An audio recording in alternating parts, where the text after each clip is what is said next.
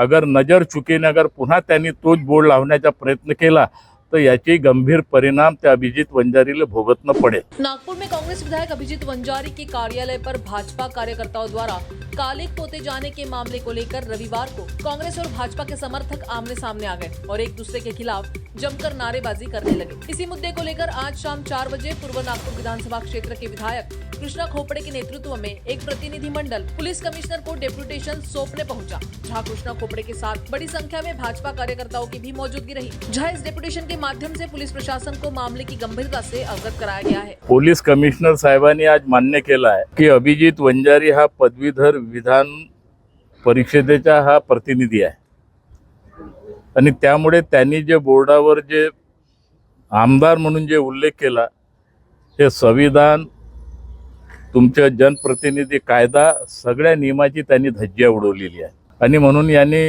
कायद्याचे ओपिनियन बी मागितलेलं आहे आणि बहुतेक ते ओपिनियन उद्यापर्यंत येईल। नंबर 2 त्यांचे कार्यकर्ते 31 तारखेला रात्री 7 वाजता लगभग 50-60 कार्यकर्ते लकडगंज पोलीस स्टेशनमध्ये बिना परवानगीने त्यांनी नारेबाजी केली। पोलीस स्टेशनच्या आतमध्ये जाऊन शिवीगाळ्या केल्या। डीसीपी साहेबाच्या उपस्थितीमध्ये त्यांनी नारेबाजी केली। बेकायदेशीर त्यांनी कसल्याही प्रकारची परवानगी घेतली नव्हती आणि त्या 50 जेवढे लोक होते ते सीसीटीव्ही फुटेजमध्ये जेवढे लोक येईल त्या सगळ्यावर कारवाई करण्यात येईल अशा प्रकारचे आश्वासन कमिशनर साहेबांनी दिलं। दुसरा ज्या दिवशी या बोर्डावर कालिंग पोतण्यात आलं आणि त्या कालिंग पोतण्यामध्ये आपण व्हिडिओ बी पाहिला, सीपी साहेबाला बी आम्ही व्हिडिओ दाखवला।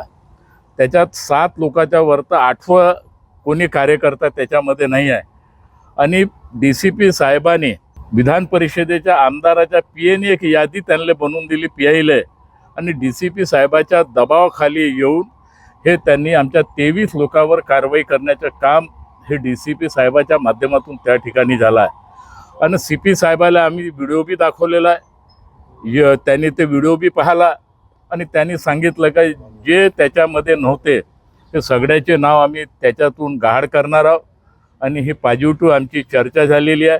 मी उद्या मुंबईला मी विधानसभेचे अध्यक्ष राहुलजी नार्वेकर साहेबाला भेटणार आहोत। विधान परिषदेचे सभापती मी त्यांनाही भेटणार आहोत।